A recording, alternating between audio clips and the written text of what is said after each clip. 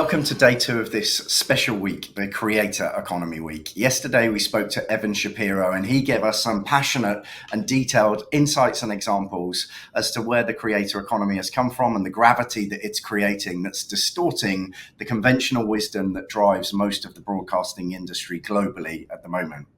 Today, I'm very pleased to be here again with Anchor, my co-host and the smart guy that's about to be published in January by Penguin Random House on a book that will become the voice of authority on the creator economy. And our guest today is Fadi Radi. Fadi's a good friend of mine. He is the Chief Creative Officer at an amazing organization that we're going to find out all about over the course of the next 15 or 20 minutes. But we wanted to bring Fadi in to this episode because what they've done is take an advanced perspective and step on how to take the genome of the creator economy and put it into a professional world-class grade studio. So Fadi, welcome to day 2 as our guest of the Creator Economy Week. Thank you for having me. It's a pleasure. It's an absolute pleasure. Fadi, we spoke to Evan yesterday about some really fascinating stuff, and I'm sure that a lot of people watching this will know Evan really well. They'll know his content really well, and they'll know exactly how edgy he is when he puts his opinions across. Your story is equally as fascinating to me. You've worked your way up to the office that you've got now. Literally, I know your office well, and I know the view from your office. You've got an amazing studio over there in Media City, Dubai. But when I say that, I mean, as an anecdote, all of the things that you've done create the complexion of a career that really puts you in a position of being the voice of authority for what we're going to speak about today. Tell us a little bit about Blinx and the greenfield philosophy that you had only a year ago. I still can't believe you've only been going for 1 year at Blinx. But what was the vision when you set up Blinx? And then we can springboard into, how the genome of the creator economy is so intrinsic to what you do there. Great. So this is the passion I love to talk about, because imagine being reborn in your career again.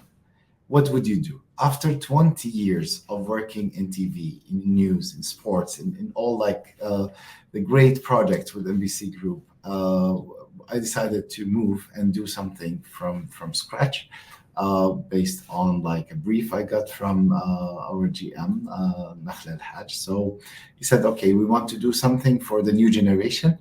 It's a storytelling hub. So that was the upper vision, how we can do that. And starting from a green field, we started to think of every single thing. First thing, okay, we need a studio. No, we need the whole place to be a studio. Every place is a shooting place. Every place is a place we can sit and talk. And every place you can create a community. So people can sit, they can stream, they can talk to others, they can host other people. And this is how we created the whole set dynamics. So it's even in our set, we have a scooter track where people can literally use their scooter around, which we do sometimes in filming. We hosted the fastest scooter, electric scooter in the world. We hosted them in our studio to make a story about that event, which was very cool. And it was amazing seeing scooter going. It goes up to 140 kilometers per hour. But they couldn't reach that speed at the office, but they were really super fast. So we had to make sure the safety is there, but it was so freedom, they could go around it. And for me, this is, if you cannot do this at your office, you cannot attract Gen Z, you cannot attract the new generation. Our target is a new generation. And the new generation, they have so many things when they have, when they wanted to create. They are really they are very serious, and they are very serious about what they do, and they want to achieve a lot. It doesn't show maybe on them all the time, but this is what they are. So they don't want to listen to the basics. You cannot tell them, okay, you do this, you don't do that. So to win this battle, what we did, we said, okay, we will build the whole facility, state of the art. We'll give you extreme facilities to work on, as virtual production where you can teleport yourself into any place in the world. the best cameras, the best tracking solutions, the best graphics team, the best editing, and even we do sound design for each story, and show us what you can do, show us what things can be implemented. And they started creating their own stories from their own way, because we wanted by youth for youth. We wanted that to happen, that they tell the stories to people from their age as if they are talking to their neighbors or people at their university or people like as co-workers. And this has created a lot of loyalty from the storytellers and from the audience to those storytellers, because this generation likes to have loyalty for people rather than for brands. And if they like this guy or that girl, they will listen to all what they say. They watch all their videos, and they will. And this is another thing. Engagement rate for Blinx is very high. We have an average of 10% engagement rate, while it is on the others between like 1 to 3% around the market. So why we have that? Because people feel they are part of the story. They feel they are in that story, or they feel they are talking about their story. Fadi, question for you. What do you feel as though, I mean, you operate your ecosystem for production, and the way you've just described it is very much fluent to digital natives, people that have grown up with a smartphone in their hand. Mhm. What do you see as the competitive horizon for Blinx? Is it the TV channels or is it social media? Honestly, I don't see TV as competitor. For me, I look at it for the TV as a screen. Mm. Whatever matters for that is like content, and for them, they love to see the content the way it is, spontaneous. Yet, what we did at Blinks, we raised a lot the production quality, because we believe that, okay, to stand out from everyone around, you need to have a great production quality, because people will take you serious in that case. And this is what happened. Like, you tell a story, there is a full workflow behind it. There is script writing, there is like editorial check, there is fact checking, there is like a verification of the resources. Everything is done before just even we start the setup to film. And we also have kind of meters by now to measure what story that will really go up, and what story what will, okay, it's necessary there just to have this kind of the storytelling. But will it be trending? We know from even before starting. But does it worth doing? Yes, because we are journalists. It's not about being trendsetters or like following the trend. So that's why we don't have influencers.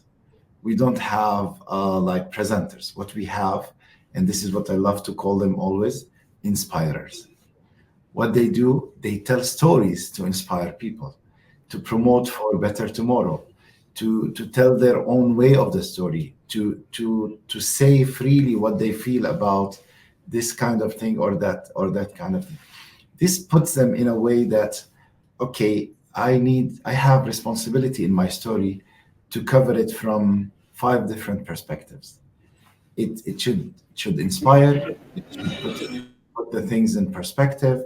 It should update me. It should like put it in perspective for me and inspire me for where I what can I do after watching this story. It should make a call of the action, not for like digital call of the action. It's a live call of the action. Yeah. I should be part of this community. I should be like, this is so inspiring, or this touched my heart. This is where you can really like relate to people, and this is where they push them to comment, it push them to share, it push them to like talk about it with their friends. And this is how we grew our audience from zero into 7 million in 1 year. It's crazy. We have an average now monthly 1.1 billion views on across all our platforms. That's So unbelievable. In 1 year. in 1 year, yes. I've always thought that it's smart and inspirational the way that you take creators and you incubate them into what I've always thought is like supercharged creators. Uh-huh. You do that, but you've just put a name on it. You create inspirers. I hope that goes viral, Yeah. because if I were one of those individuals and I knew that the leadership of the place that I was working at was going to make me into an inspirer, I think that talks to the heart of the generation Yes. that are actively occupied in this. Let's turn a little bit more to the more kind of academic side of this. Anchor has spent the last year analyzing forensically the DNA of the creator economy, and then creating models that allow us to articulate and appreciate what this is.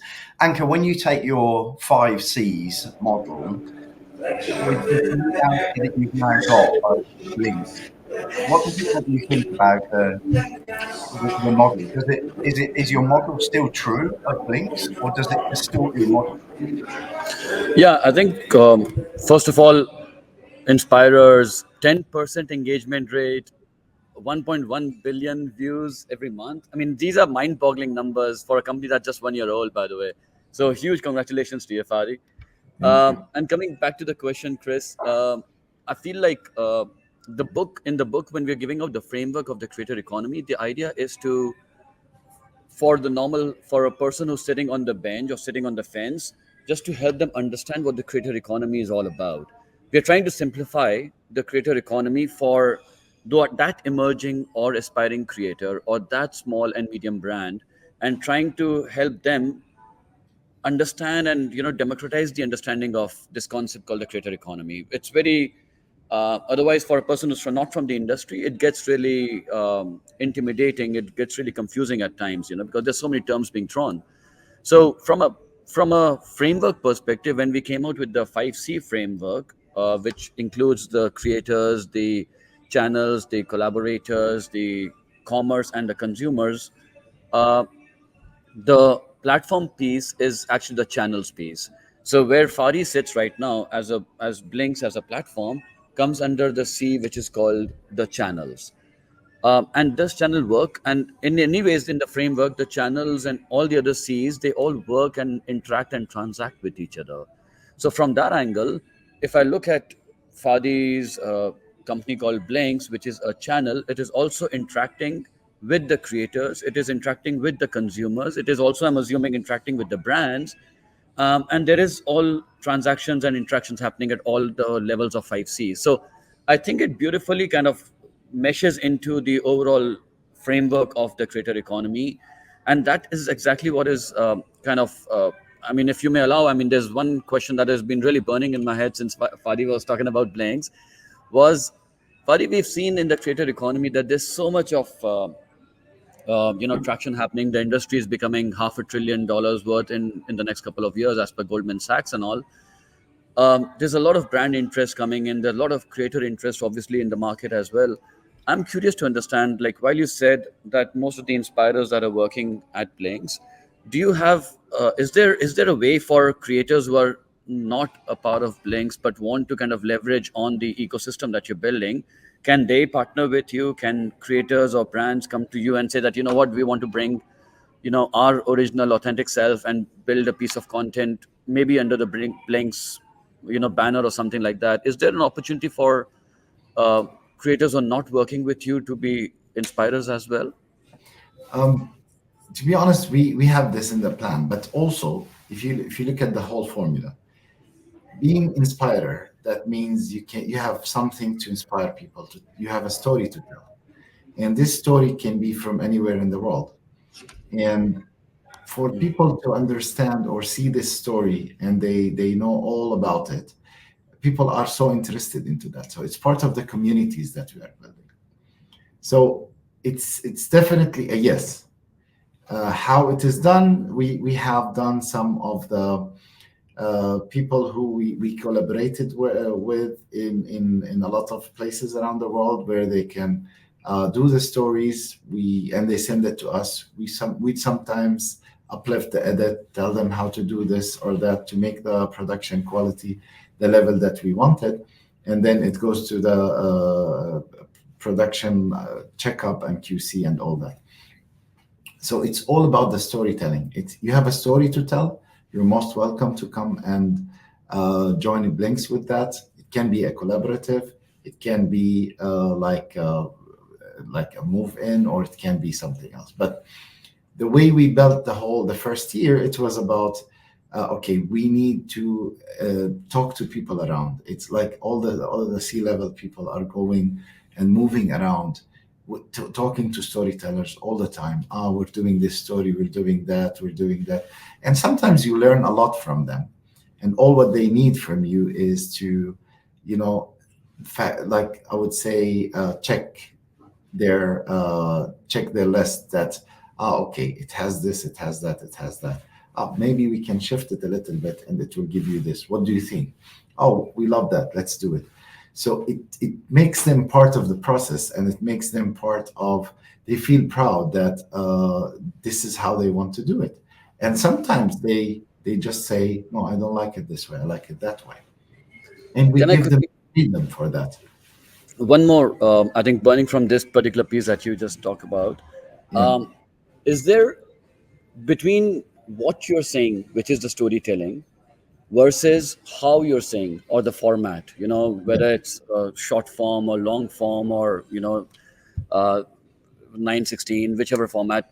So what is, where is your or what is it that Blinks really goes in after? Like, do you go in for the story or the content, or exactly how it is being said? No, it's the story. Content is king. Like everything else is just, if you like our brand promise, it's more story, less noise. This is across everything. So when you watch our platform, you won't see logo, you won't see follow, like, share. You can't see anything that distract you from the main story. So the whatever you have on our applications, which also we have a, now we reached 1 million downloads for our application. So for that, we are trying to create community as well inside our application. Platforms, they drive you wherever they want you to go. But what we're doing, we're bringing people into our platform. So our platform can grow into a creator economy. It can be a creator community. It can be a creator hub, and which is what we call it. It's a storytelling hub. So if you look at the like 5 years plan from now, there is a lot of like kind of how can we take it further with our platform to have more engagement from the audience, have more freedom from the audience, and at the same time, how to customize it in a way that, okay, it should be really personalized for me. I should be like interested in this. Like we have recommendation engine, we have it, it is applied, but we want this recommendation engine to be part even of the mood of the user. Like the experience that we have in the app, it's not swiping up, it's swiping in any direction. This is something that we invented. So it's, instead of TikTok style going up all the time, you can go right, you can go left, you can go up, you can go diagonal. We have 8 moves that you can do on each video to watch the next one. And when it comes to movement of the fingers and your brain is watching, I always think about mood. And for that mood, if you connect that mood with the recommendation engine, so okay, I'm bored, I'm doing just this. I'm excited. So okay, I wanna like it everyone, it has in like in the psychology of the users, it has something that you can really recommend the next one based on that. But to have this, you need to have really huge data, huge kind of videos. But we have that even thought about from the beginning. So this is how we can take it as a next step. Whenever we have way more, we have now around 20,000 stories on our in 1 year, which is really great. So we have that in our application, but we want to have more and more so people can really relate to, for example, evergreen stories that can live forever. But some stories are like current affairs or related, let's say, to the elections that will die after maybe the second day it will be out. So people will not have any interest in that. but we want always to be driven by user experience, because we believe that this generation, even ourselves, we want control. You don't any longer open the TV and sit and watch. And when there's like commercials, you just go to the kitchen, grab your coffee, and come back. It's not any longer that. Now you pause, you fast forward. Even like I never seen I rarely seen one of the teenagers now watching YouTube on one speed or like normal speed. It should be always 1.5, 1.75, or even 2, because their span is really like less than what we. So whatever you produce in like for an hour, they watch it in, I would say, 20 minutes, or they have the target to watch it in 20 minutes if they like it. Fadi, how much content do your creators or inspirers make per day? Each content producer or storyteller do around 3 to 4 stories per week. Right. Okay. Some of them they do kind of daily stories, and some of them they do long formats that like it's once per week or once every 2 weeks if it is like a long format show or something like that. But this is the average. So, but it's about, I would say, 4 stories per content creator per week. We have currently in-house 50 storytellers. Wow. And we have also a kind of the current affairs, or we like to call them happening, okay, which they tell you, like they get some pieces of like what's happening in the election for now, and they give you updates on that. So these are, it's not considered part of the stories, but it's considered part of the updates that we do on our platform. So if you put that on top, we produce around 50 pieces per platform. So, and you produce everything in landscape and portrait? Most of the long formats that you want to watch more than 1 minute, we do it vertical and horizontal. The news summaries, we do it vertical and horizontal. But the vertical stories, or like the short videos, we always do it around a minute, and it's mainly vertical. Sorry, yeah, I was just jumping in. There's so much that you mentioned about the content frameworks that you have. I'm also curious because from a creator economy perspective, we've seen that AI is coming in, and there's so much of disruption that is coming in for, like, at least at this stage, from the pure editing kind of muscle power standpoint and all. Uh, and also there's this whole element of translating languages and making content global and all.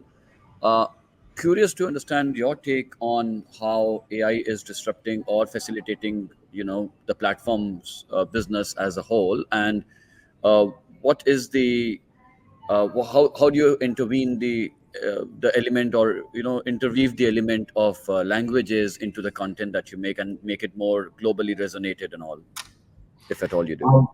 Actually, my specialty is AR, VR, and AI. So I've been working with AI for so long.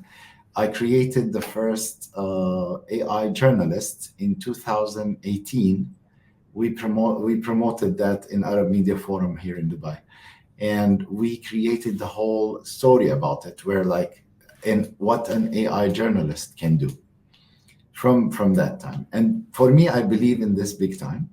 I believe a lot. It's like using the calculator. Then you're started to using your Excel sheet, and now you should use AI. It helps you a lot in your work, and it saves a lot of time for you, and at the same time it gives you more power. Like all our ancient people, like we're talking about superpowers, like, and the superpowers were like around okay, if you have a camera now that shows you what's happening on the other side of the world, you have superpowers from that time. AI is the same. If you look at it, if you can have something that gives you a result that you have in mind, and you keep modifying until you reach the result, that it could take you a month or 2 months or 3 months to produce in real life. Okay, on our old days, talking to a designer, briefing them, I want to have this, if you can make it. Now you have a machine. You just say, okay, I want a rocket that goes from this side, and I want someone standing there. And so you create a storyboard based on what you are thinking at this moment. This can give you more power. It's not going to take from your design. It's going to help you to create design. That's on the creative side, on writing side, on all the other things. You started now. For me, I usually sleep 4 hours, so I have 20 hours, and I cannot find people to talk about ideas all the time during 20 hours. So imagine now you can just open ChatGPT or open any of those softwares and start brainstorming at 4 a.m. This is power. This is something that gives you amazing results that you can, okay, even test it and go to put it in perspective and put it there. So honestly, for me, I see AI as a great power, great tools that can help a lot in making things. Why should I like uh, if you see, like, for example, Adobe, now if you have a 4 second shot and you want to make it 7 second shot, okay, and there is someone that is jumping, it will continue the jump for you in AI, automatic. Okay, why should I search for another shot if I like it this way? Because I used to work editor on my early days. So I understand the frustration of like getting out of the mood because I don't have that shot a little bit longer. Now you Fadi, can. your passion for AI is very obvious. Uh-huh.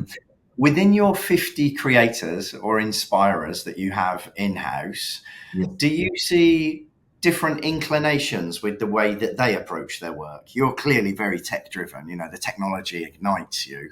yes. Do you see a wide spectrum of different inclinations within your inspirers or I creators? think some of them they love this. Some of them they learned AI, started producing their own content, their own like things.